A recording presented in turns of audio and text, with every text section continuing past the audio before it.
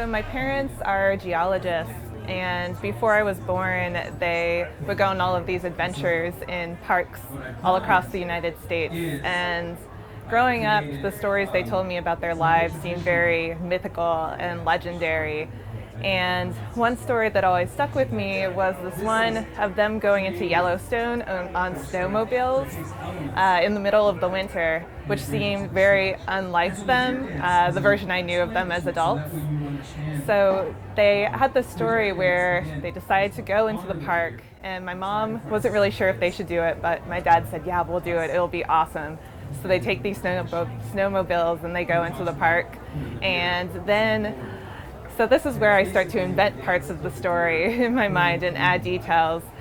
There was this big fall of snow, and the snow blocked their way out. So suddenly they were stuck in Yellowstone National Park. And in my memory of the story, they told me they had to be rescued by park rangers who took them to their cabin and fed them spaghetti. I don't know if that's a detail I made up or not. And they had to spend the night in Yellowstone in this cabin because they were stuck there.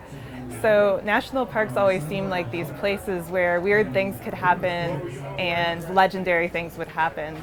So when I was about 22 or 23, I went on this road trip across the country, and I wanted to go to Yellowstone, and I wanted to go to all these parks that they had been to. So I did drive through Yellowstone, and nothing quite as exciting happened to me.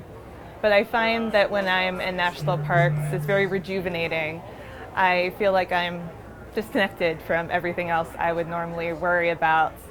It also makes me a more confident person to be in national parks. One story my friends like to hear is when I was at the Grand Canyon and I saw someone walking off trail towards this giant elk, and in my enthusiasm about national parks, I yelled at him, "You're ruining nature!" which is something I normally wouldn't do. I'm normally not confrontational.